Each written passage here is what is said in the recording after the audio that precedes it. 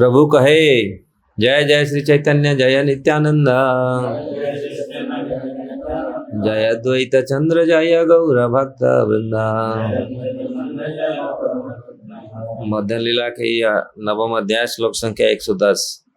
प्रभु का ये भावना ना करियो आर पंडित हैया केने ना कर विचार। महाप्रभु बोले क्योंकि वो विप्र ने महाप्रभु को निमंत्रण किया था लेकिन वो बनाया नहीं। महाप्रभु आए तो उसको स्नान फान करके बैठे पाने के लिए प्रसाद। ओ चोला चूल्हा नहीं लगाया। ये भाई क्या है ना, मेरा ऐसे विचार है, मेरा प्रभु तो अरण्यवास कर रहे हैं, राम भगवान राम लक्ष्मण, अभी लक्ष्मण जाएंगे लेके आएंगे फल मूल फिर पकाएंगे हम लोग। अरे भाई ये क्या, समझ नहीं पाए। तो उन्होंने ये बात फिर महाप्रभु ने बोला अगर ये ना ये शरीर धरी बारे कबो ना जुझाए यही दुखे जले देह प्राण नहीं जाए। तो ये दुख में जगन्माता महालक्ष्मी सीता ठाकुरानी राक्षस से स्पर्शिल तारे यह काने सुन। जब महाप्रभु तो ये ब्राह्मण ने इसी भावना में रहा सीता माता को किस प्रकार राक्षस ने स्पर्श किया, तो इसी दुख में वो चूल्हा फूला खाना पीना कुछ नहीं बनाया। तो महाप्रभु अभी बता रहे ईश्वर प्रेयसी सीता चिदानंद मूर्ति प्राकृत इंद्रिय तार देखीते नहीं सकती। चैतन्य महाप्रभु ने कहा ईश्वर चिदानंदमय भगवान श्री राम की प्रियतमा सीता देवी का रूप निश्चय ही आनंदमय एवं आध्यात्मिक है। उन्हें कोई भी व्यक्ति अपनी भौतिक आंखों से नहीं दिख सकता, स्पर्श तो दूर किए, क्योंकि किसी भी भौतिक प्राणी में यह शक्ति नहीं है कि उनको स्पर्श कर सके देख सके।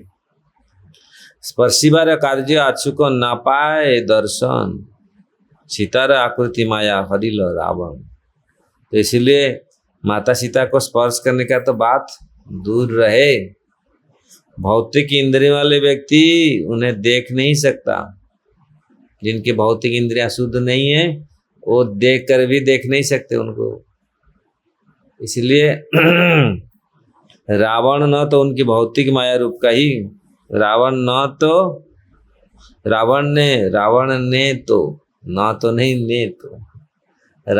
तो उनके भौतिक माया रूपी सीता का हरण किया था।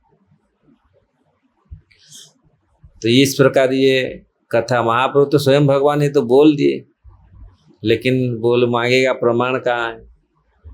महाप्रभु तो बोल दिए माया सीता का हरण हुआ, असली सीता को स्पर्श नहीं कर सकता, देख नहीं सकता। साधारण लोग भगवान का पत्नी पूरी बता, साधारण लोग बड़े बड़े लोगों को उनके परिवार लोगों को देख नहीं सकता आदमी, मिल नहीं था दूर है, लेकिन यार भगवान का स्त्री भगवान का पत्नी है। रावण आसीते ही सीता अंतर्ध्यान होइलो, अंतर्ध्यान कइलो रावण रो आगे माया सीता पठाई। तो रावण आने से पहले माया सीता देवी, असली सीता देवी तो अंतर्ध्यान हो गए और माया सीता को उन्होंने भेजा। अप्राकृत वस्तु न है प्राकृत गोचर वेद पुराण थे यही कहे निरंतर। आध्यात्मिक वस्तु कभी भी भौतिक अनुभूति की सीमा क्षेत्र में नहीं रहती। आध्यात्मिक भौतिक इंद्रियों, भौतिक मन इंद्रियों से हम उनको देख नहीं सकते, वो परे हैं। यही वेदों और पुराण का निर्णय है। इसलिए यहाँ पर कठोपनिषद का प्रभुपाद जी ने तात्पर्य में लिख रहे हैं न सदृशे तिष्ठति रूपमस्यम न चक्षुषा पश्यति कश्चनेनम हृदा मनीषा मनसा भी क्लुप्तो एतद य एतत् विदुरा मृतास्ते भवन्ति नैव वाचा न मनसा प्राप्तो शक्यो न चक्षुषा। आत्मा न तो भौतिक नेत्रों न शब्दों न ही मन की सीमा के अंतर्गत है। इसी प्रकार श्रीमद् भागवत में कहा गया है यस्यात्म बुद्धि गुणपे त्रिधातु के स्वधि कलता दृशु भौमय्यति यतीर्थ बुद्धि सलिले न कहिर्चित जनेषु अभिज्ञेषु स एव गोखर। जब मनुष्य तीन तत्वों में बने अपने शरीर की पहचान आत्मा से करता है, ये पहला पढ़ाई है। अगर हम भौतिक शरीर को आत्मा के मानते हैं, ये बहुत बड़ा गलतियां है और यही अक्सर करते। इसलिए प्रभुपाद जी ने बहुत जगह में, भागवत में, भगवत गीता में भगवान यही बात बोलते हैं शरीर का पहचान आत्मा के रूप में करते हैं। और प्रभुपाद जी बोलते कुत्ता सोचता है मैं कुत्ता हूँ, मनुष्य सोचता है मैं, अगर भौतिक ही शरीर को ये करके ये करते, तो फिर कुत्ता और मनुष्य में कोई अंतर नहीं। तो जो अपने शरीर के उत्पादों को अपनी कुटुंबी समझता है, जो अपनी जन्मभूमि को पूज्य समझता है, अपने शरीर को अपनी परिवारों का उत्पादों, प्रोडक्शन, और ये शरीर हम इसी परिवार से आए हैं ना, इसीलिए तो हम लोग तुरंत हम ये परिवार का ये, और ऐसा ऐसे हम लोग को अच्छा परिवार होगा तो अच्छा बोलते, खराब परिवार होगा तो मन में यही ऐसा रहता है। तो इसलिए इस पर जो लोग ऐसा समझते हैं, अपनी जन्मभूमि को पूज्य समझते हैं, जो तीर्थ स्थान पर मात्र स्नान करने जाता है, लोग जाते हैं तीर्थ में स्नान हो गया, आप बोलेंगे वृंदावन में कितना 15 बार चला गया, स्नान किया, सब किया, ऐसे ऐसे। वहाँ कोई जाके बैठ के साधु सेवक से कुछ वृंदावन क्या महत्व, तो आते हैं परिक्रमा लगाएंगे, स्नान करेंगे, बस हो गया। ये तीर्थ बुद्धि सलिले न कही। इसलिए जो तीर्थ को केवल पानी और मतलब पानी में स्नान हो गया, ये तीर्थ हो गया। तीर्थ स्थानों पर मात्र स्नान करने जाते, नहीं दिव्य ज्ञानी जनों को मिलने के लिए, ना कोई साधु के पास जाकर बैठ के सुनो क्या क्या हुआ, कैसे कैसे हुआ, ये महात्मा बताइए क्या ये जगह का है, वो नहीं करते। केवल तीर्थ में आते, स्नान कर लिया, पाप में देखा बहुत लोग यहाँ में जो पहले आता था, लोग आते थे मानसी गंगा में स्नान करेंगे, मानसी गंगा स्नान करके यहाँ दान घाटी पर आएंगे, वहाँ फूल वाले लोग बैठे, वो फूल फला खरीदी करेंगे, स्वयं पहन लेंगे, स्वयं माला पहन के परिक्रमा करेंगे, ऐसे ऐसे देख के चले। उनको ये भी मालूम नहीं है माला भगवान को चढ़ाया जाता है अपना। बहुत लोग ऐसा करते। अभी तो धीरे धीरे मतलब जब ये फोन नहीं था ना, फोन उस समय ना, हम देखा अरे माला पहन के ना, और क्या माला किसी लिए, माला हमारे लिए है। अरे अच्छा वो माला पहन के परिक्रमा, ऐसे लोग हैं।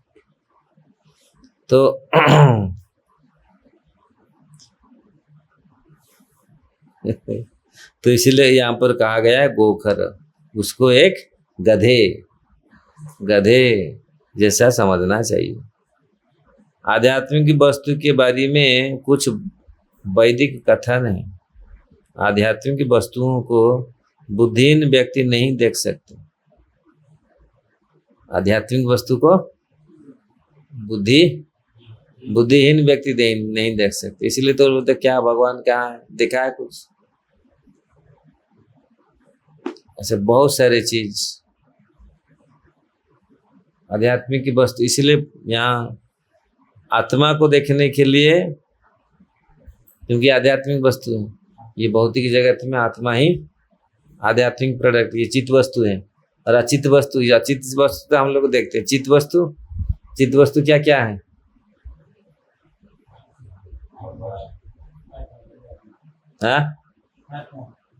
आत्मा है, जीवात्मा परमात्मा।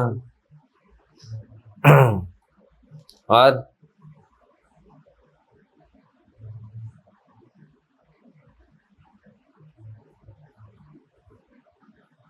इसलिए यहाँ बुद्धिहीन व्यक्ति नहीं देख सकते। आध्यात्मिक वस्तुओं को बुद्धिहीन व्यक्ति नहीं देख सकते, इसलिए उनको विश्वास नहीं होता, वो देख नहीं था, उनका बुद्धि वहीं तक सीमित है, आगे क्या है मालूम नहीं। इसलिए आध्यात्मिक व्यक्ति जो आध्यात्मिक ज्ञान है वो देखते रहते हैं, वास्तविक आगे के लिए देखते रहते हैं। क्योंकि आत्मा को देखने के लिए उनके पास तो न तो आँख है न मन। फलतः वे सोचते हैं कि आत्मा जैसे कोई वस्तु नहीं है, आत्मा कुछ नहीं। किंतु वेदों के अनुयायी श्रीमद् भागवत तथा कठोपनिषद में प्राप्त उपलिखित श्लोक जैसे वैदिक वाक्यों से जानकारी प्राप्त करते हैं।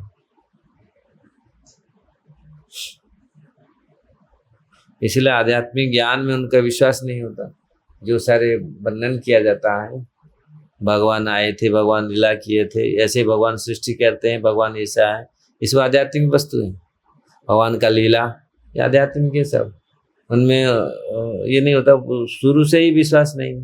ये थोड़ी आए थे इधर ऐसे ऐसे किया था, कहाँ किया, इधर किया, ऐसे लोग ना ये है। अभी तो देखो, अभी गिरिराज जी हैं, भगवान उठा, अरे कौन देखा होगा कौन कब, लोग ऐसे बोलते हैं। हेतुवादी ना, हेतुवादी ऐसे ऐसे जो नास्तिक लोग बोलते कौन देखा होगा ये होगा थोड़ी। मैं जो कॉलेज में पढ़ता था, एक ऐसा सब कोई था, भगवान सब थे, सब ऐसे कौन नहीं था, सब था। तो इसलिए ये सारे आध्यात्मिक फलत भी सोचते हैं आत्मा कोई वस्तु नहीं है। इसलिए श्रीमद् भागवत का ये जितने सारे शास्त्र में ये जानकारी है। तो इसलिए आध्यात्मिक ज्ञान, आध्यात्मिक वस्तुओं में, आध्यात्मिक कथाओं में इनका विश्वास नहीं होता। जैसे वो लिख दिया गया, ऐसे ये पुराण में ऐसा ऐसा लिख दिया, ये तो सब ऐसा ही माइथ ना बोलते हैं, मिथ, ऐसे ऐसे ऐसा ऐसा ऐसा ऐसे ये कर दिया। विश्वास करह तुम्ही आमार वचने पुनरपि कुभावना ना करिए मने। मेरे वचन पर विश्वास करो और ये फिर मन में ये भावना मत लाओ, मन को फिर ऐसे बोझिला मत करो। आध्यात्मिक ज्ञान ही यही विधि है। पापा जी बोला आध्यात्मिक ज्ञान का यही विधि है। क्या विधि है? विश्वास करिया सुन चैतन्य चरित्र। तो चैतन्य चेतावत में तर्क करिल हवे विपरीत। विश्वास करके सुनो भगवान का कथा, अगर तर्क करेगा वो उलट जाएगा। इसलिए आध्यात्मिक ज्ञान की यही विधि है। अचिंत्य खलु ये भावा न तांस तर्केणम जो जयत। हमें तर्क वितर्क द्वारा अपनी भौतिक अनुभूति से परे की वस्तुओं को समझने का प्रयास नहीं करना चाहिए। इसीलिए आध्यात्मिक ज्ञान, आध्यात्मिक वस्तु भगवान का शक्ति को अचिंत्य कहा गया है। हमारे चिंता का भौतिक जगत के कितना भी कैलकुलेशन है, भगवान का शक्ति पर है। इसलिए ये शब्द ये सब केवल ऐसे ही नहीं खाली लिख दिया गया है अचिंत्य, अचिंत्य वस्तु है ये। क्यों ये लिखा गया अचिंत्य? ये शब्द ये शब्द है अचिंत्य। हमारा भी यही फिलोसफी, अचिंत्य वेदा वेद। अचिंत्य क्यों है? क्योंकि यहाँ कोई भी भौतिक जगत का कोई भी आंकलन उसमें कार्य नहीं करेगा। भौतिक जगत का कोई भी विधि किसी की कार्य नहीं करेगा।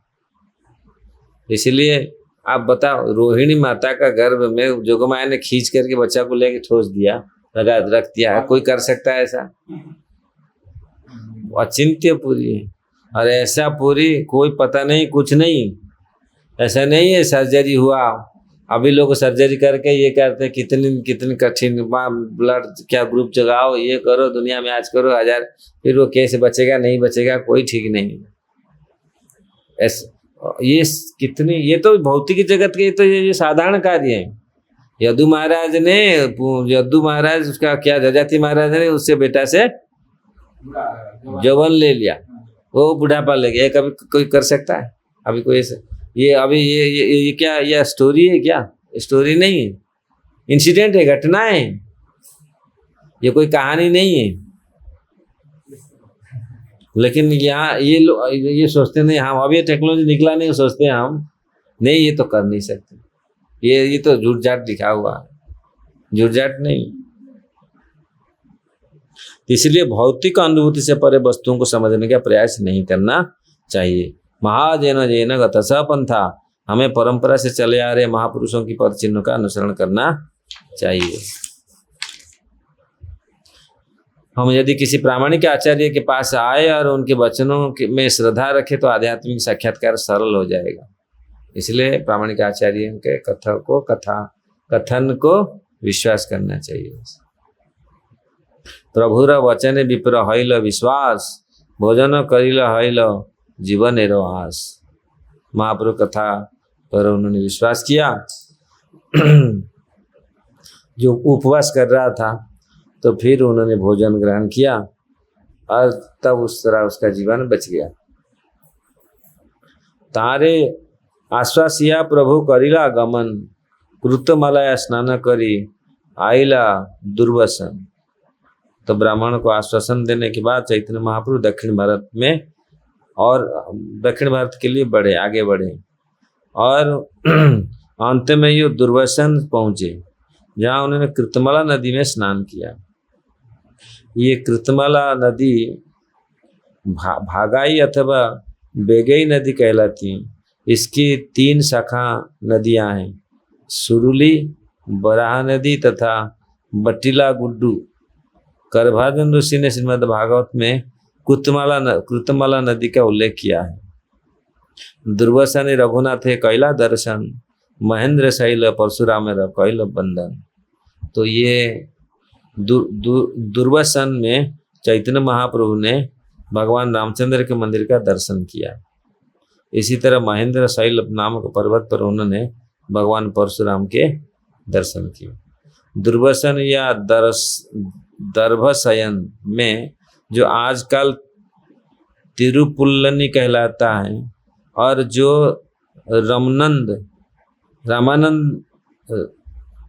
रामानंद से 7 मील पूर्व स्थित है, भगवान रामचंद्र के मंदिर है। महेंद्र शैल तिरुनेलवेली के निकट है। यहाँ पर पर्वत समाप्त होता है। वहाँ तिरुचेंदूर नामक शहर है।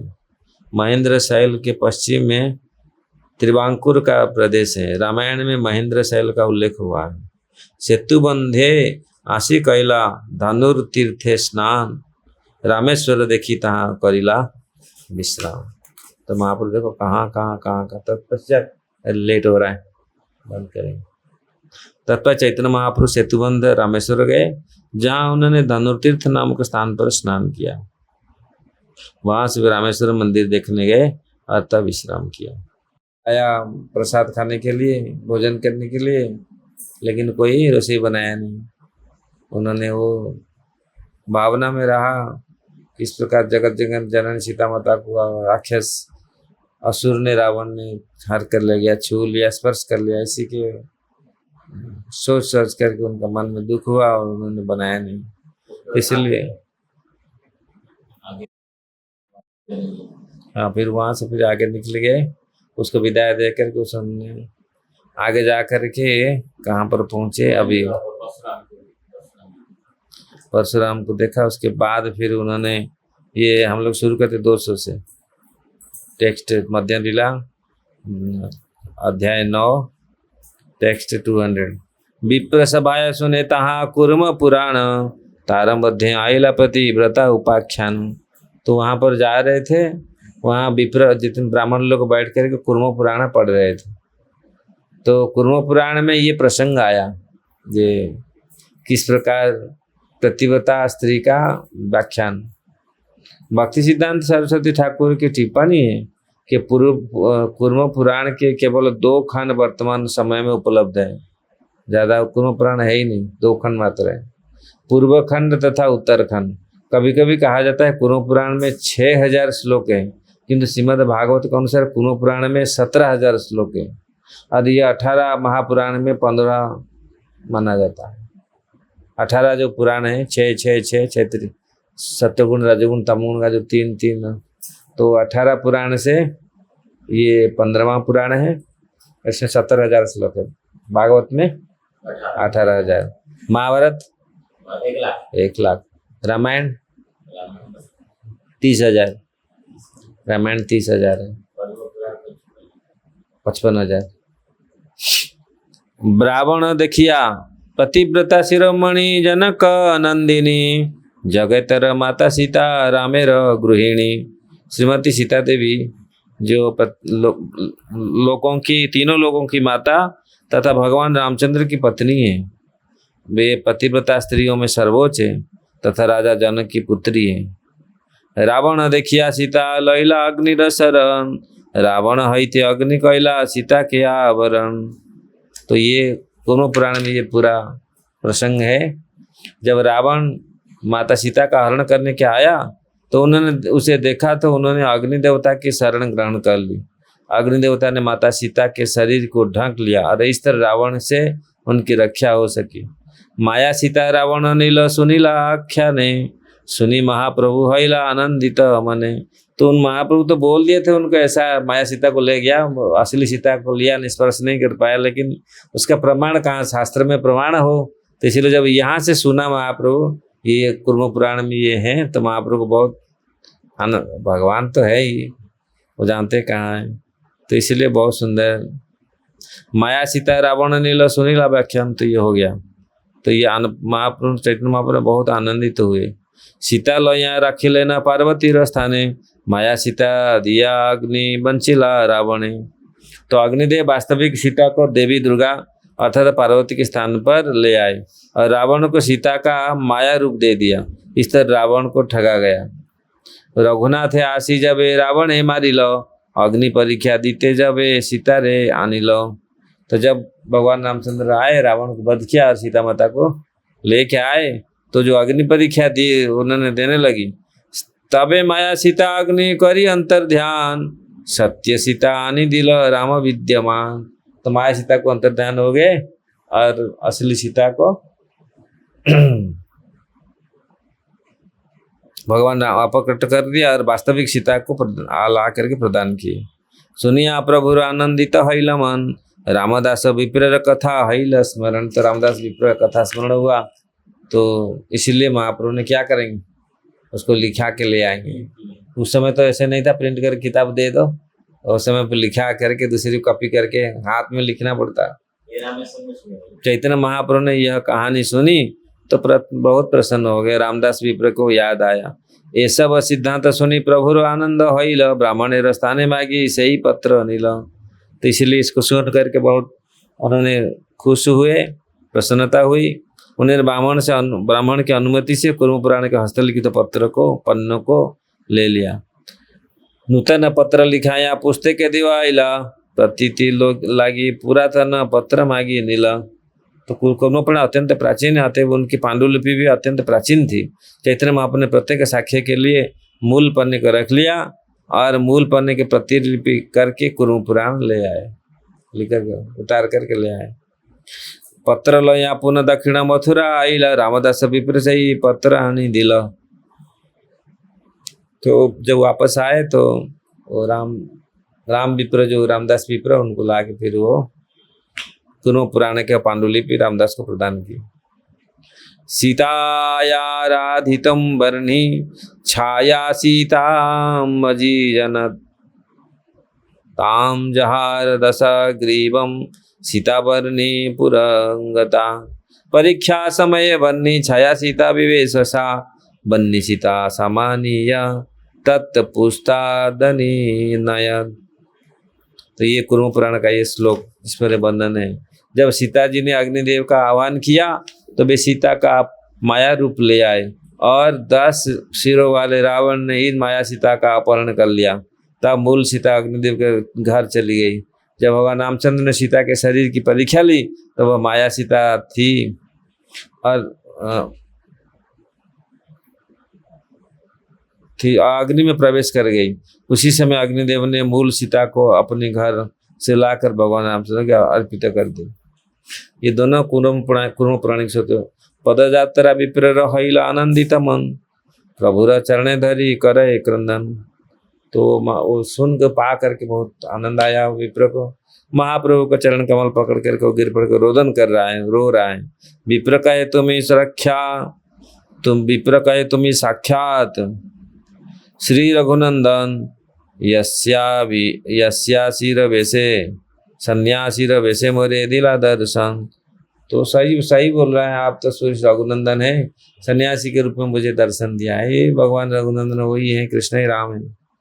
महादुख हईते मोरे करिला निस्तार, आजी मोरो घरे भिक्षा करो अंगीकार। मेरा बहुत बड़ा दुख था जब रावण ने माता सीता को स्पर्श कर लिया, इसलिए ये दुख से मुझे आप उबारा और मेरे घर में आज निमंत्रण स्वीकार कर प्रसाद लो।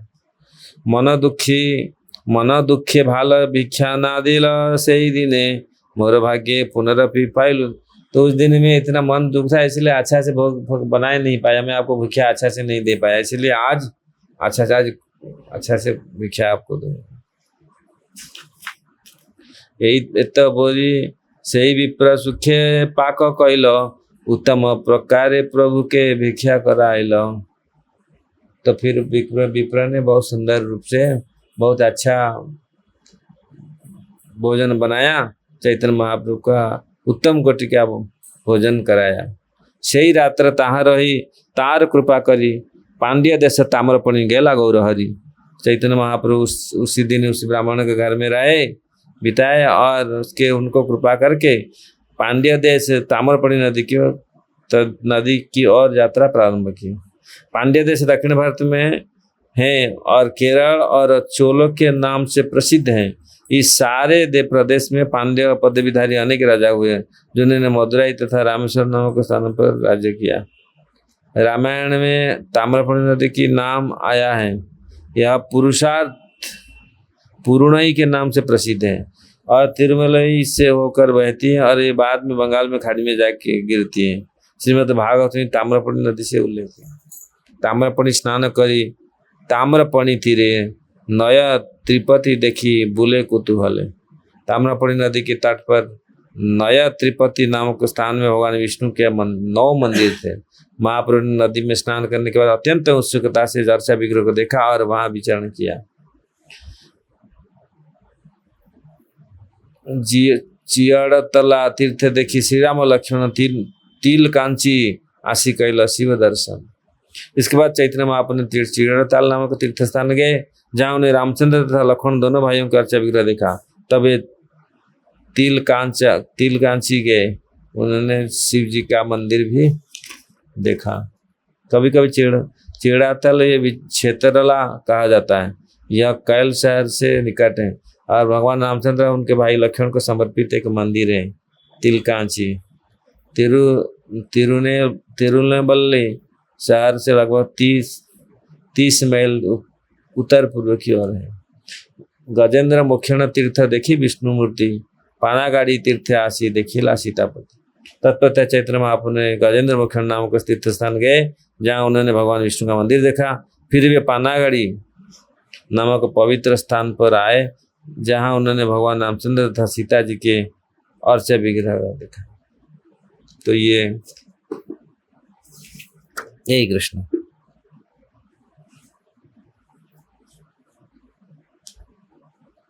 कभी कभी ब्रह्मस लोग ब्रजेंद्र मुखियन मंदिर के शिव मंदिर समझ जा बैठते हैं। यहाँ केवल नगरे कोइल शहर में लगभग 2 मील दक्षिण में है। वस्तुतः इसे जो अर्चा विग्रह है शिव जी का नहीं अपितु भगवान विष्णु का है। पानागाड़ी पन्नकुड़ी तिरुनेवेली से लगभग 30 मील दक्षिण में है। पहले यहाँ के मंदिर में श्री रामचंद्र का अर्चा विग्रह था, किंतु बाद में शैवों ने रामचंद्र के साथ स्थान में शिव जी का अर्चा विग्रह रख लिया, जिसका नाम रामेश्वर या रामलिंग शिव है। कभी कभी ऐसी जगह बहुत जगह ऐसा हुआ है। तिरुपति बालाजी को सोचते थे ये देवी, इसलिए पूजा करते थे, देवी मान के पूजा करते थे। उनका ऐसा है ना, हाथ पूरा चक्कर चक्कर का था, तो वो देवी है।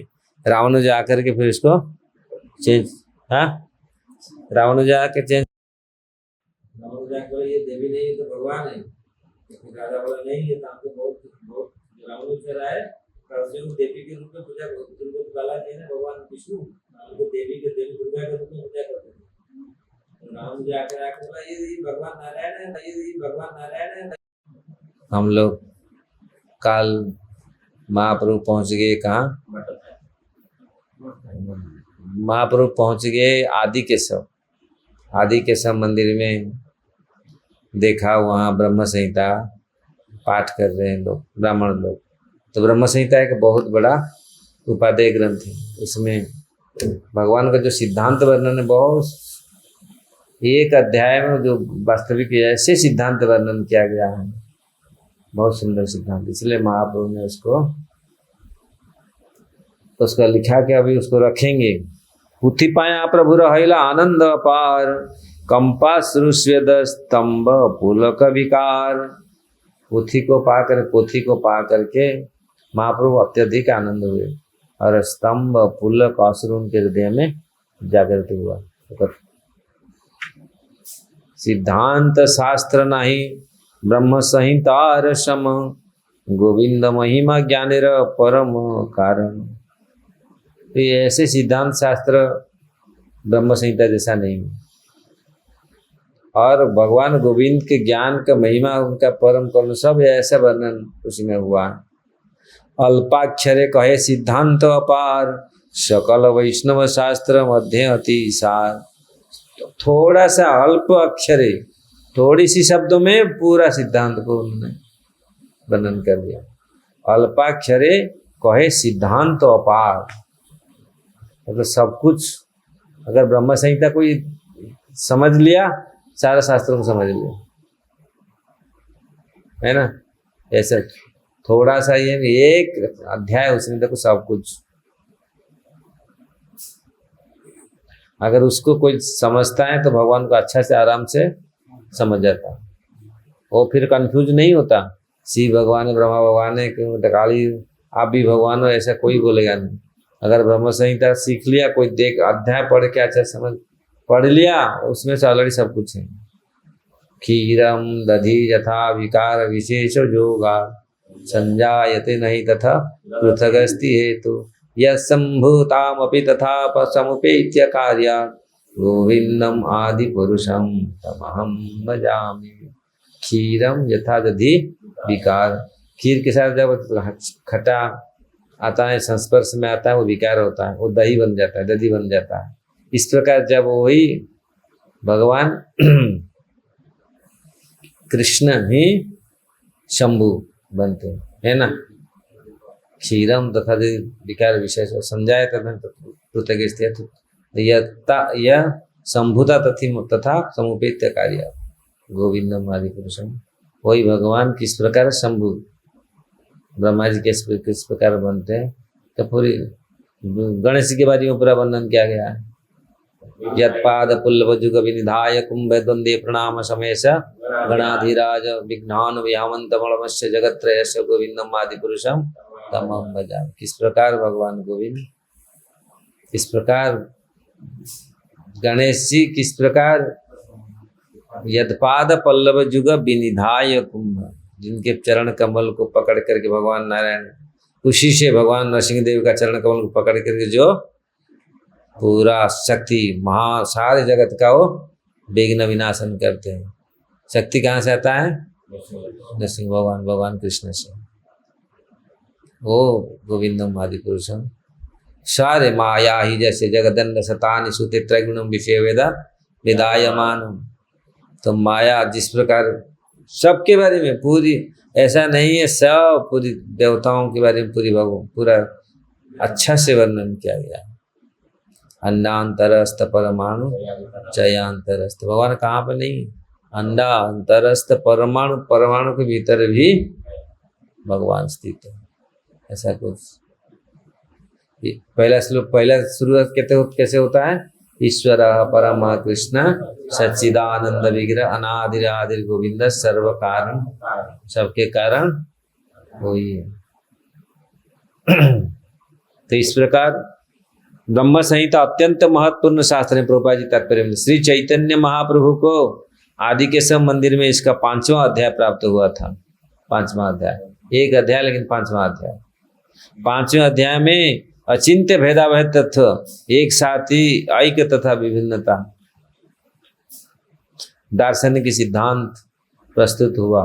इसी अध्याय में भक्ति की विधियां, 18 अक्षरी वैदिक स्तुति, आत्मा विषय वार्ता, परमात्मा तथा सकाम कर्म, काम गायत्री की व्याख्या, काम बीज तथा आदि महाविष्णु आध्यात्मिक जगत का विशेषतः गोलोक वृंदावन का वर्णन इत्यादि भी दिए हुए हैं। ब्रह्म संहिता में देवता गणेश, गर्भदक्षाई, विष्णु, गायत्री मंत्र की उत्पत्ति, गोविंद का स्वरूप तथा उनकी दिव्य स्थिति तथा धाम, जीव सर्वोच्च लक्ष्य, देवी दुर्गा, तपस्या का अर्थ, 5 स्थूल तत्व, भगवत प्रेम, निर्विशेष ब्रह्म, ब्रह्मा जी की दीक्षा तथा भगवान का दर्शन करने के लिए दिव्य प्रेम दृष्टि की व्याख्या हुई है।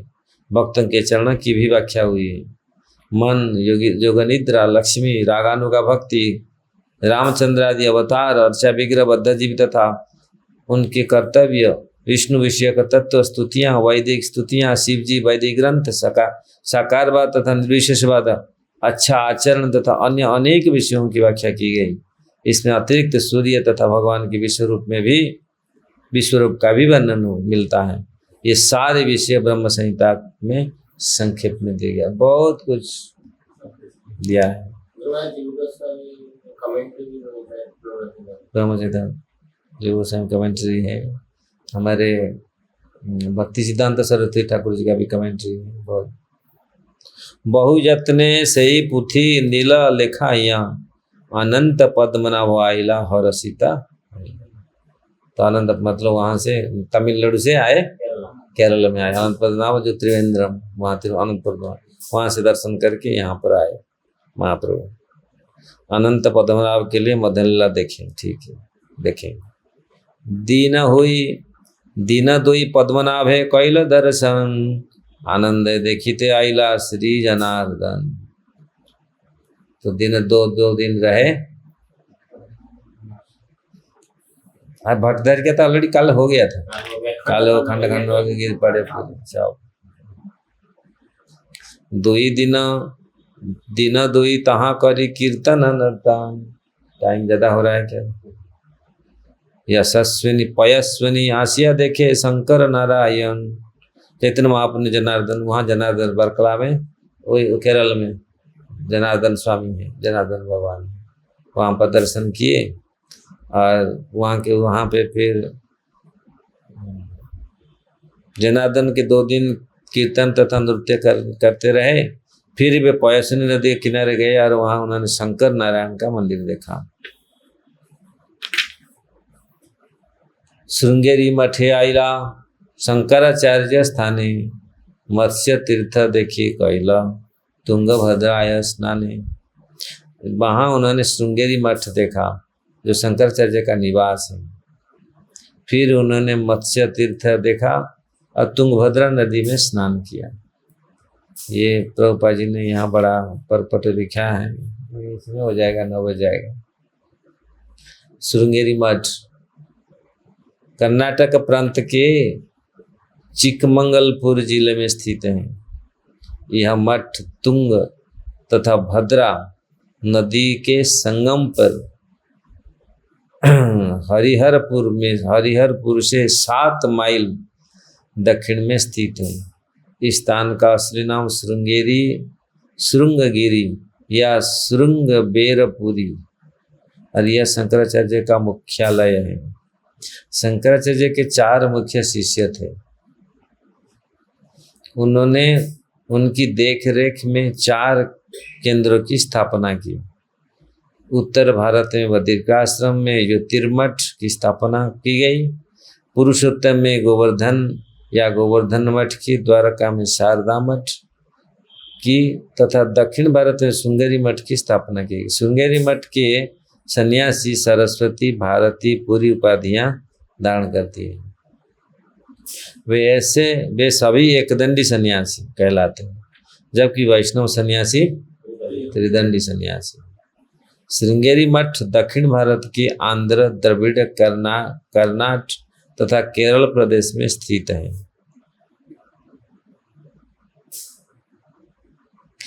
इनकी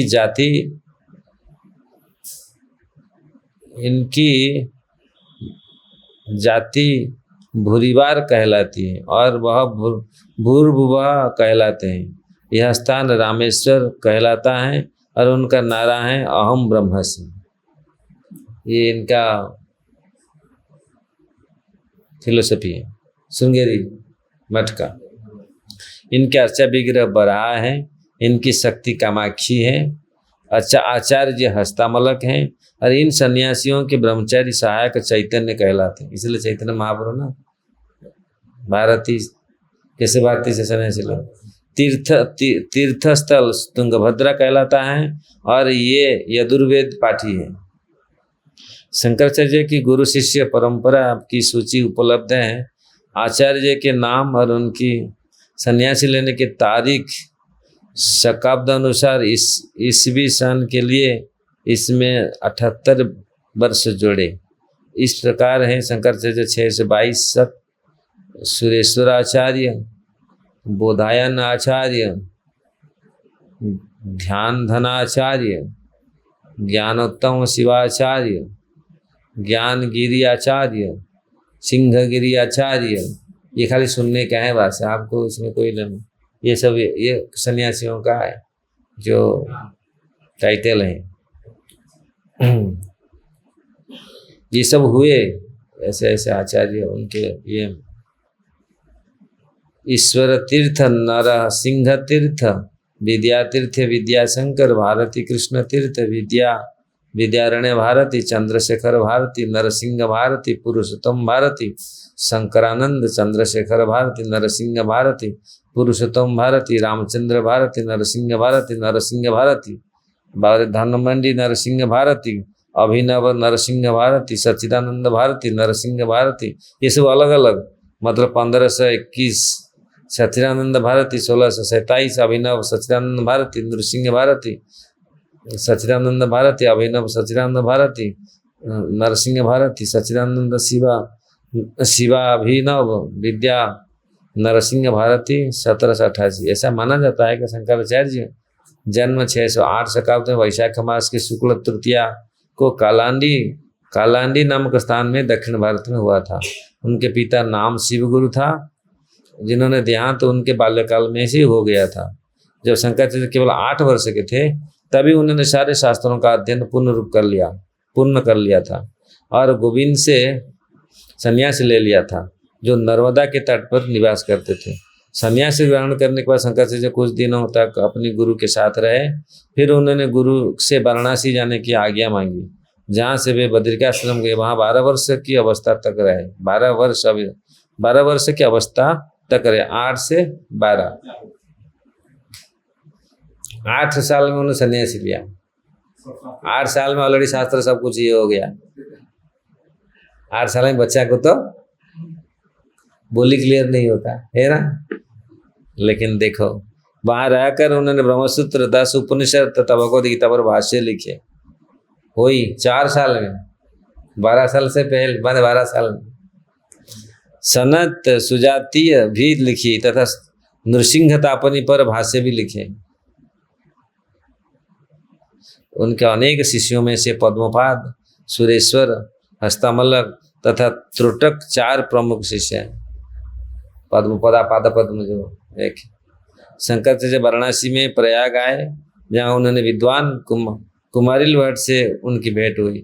शंकराचार्य उनके शास्त्रार्थ करना चाहते थे, किंतु मृत्यु सज्जा पर सोने के कारण कुमारिल भट्ट ने उन्हें अपने शिष्य मंडन मिश्र के पास महिष्मती नगर में भेज दिया। यहाँ पर फिर उन्होंने क्या, उसका बीवी ने यहीं पर शंकराचार्य मंडन मिश्र को शास्त्रास्त्र हराया। मंडन मिश्र की पत्नी सरस्वती या उदय भारती थी, जिसने शंकराचार्य तथा उनके पति के बीच के शास्त्रार्थ में मध्यस्थता का काम किया। कहा जाता है कि उनके शंकराचार्य से श्रृंगार कला तथा प्रेम के विषयों पर वार्ता करनी चाहिए, किंतु शंकराचार्य बाल ब्रह्मचारी थे, अतः उन्हें ऐसी विषयों पर कोई अनुभव न था। तो उन्होंने उभय भारती से 1 मास का अवकाश मांगा और अपनी योग शक्ति से एक राजा के शरीर में प्रवेश कर गए, जो अभी मरा था। इस तरह शंकराचार्य को श्रृंगार विषय का ज्ञान प्राप्त हुआ। इस अनुभव के बाद उन्होंने उभय भारती से शास्त्रार्थ करना चाहा, किंतु उसने शास्त्रार्थ किए बिना उन्हें आशीर्वाद दे दिया और श्रृंगेरी मठ की क्रमागत स्थिति में संबंध में आश्वस्त किया। तत्पश्चात वह भौतिक जीवन से विरक्ति हो गई। बाद में मंडन मिश्र ने शंकराचार्य से संन्यास ग्रहण किया और सुरेश्वर नाम से विख्यात हुए वही मंडन मिश्र ने। शंकराचार्य ने भारत भर के अनेक विद्वानों को परास्त करके उन्होंने अपनी मायावत दर्शन की दीक्षित किया। उन्होंने 33 वर्ष की अवस्था में अपनी भौतिक शरीर का त्याग किया। ऐसा माना जाता है मत्स्य तीर्थ मालाबार जिले में समुद्र के किनारे स्थित था। चैतन्य चरितामृत की जय। ये है